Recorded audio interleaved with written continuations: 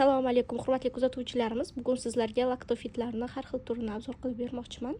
Bizga eng ko'p keladigan savollardan biri vaznim ortib ketgan, qanday ozsam bo'ladi? Semirishingizni sababi faqat yog' miqdori ko'payib ketgandan emas, achchiqlardan bo'lishi ham mumkin, ya'ni gormonal o'zgarishlar tufayli tanangiz ortiqcha suvlarni o'zida ushlab qolib, sizni shishirib, отекlar hosil qilgan bo'lishi mumkin. Ya'ni laktofitlar nafaqat yog'larni eritadi, balki отекlarni ketkazishga ham yordam beradi. Ortiqcha shish, shunga o'xshagan narsalarni yaxshi ketkazishga yordam beradi. Bu sariq laktofitimiz juda ham foydali, qabziyatga ham yaxshi ta'sir qiladi.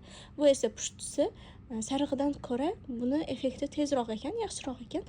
Pushtisidan ko'ra bunisi yana ham kuchliroq ekan.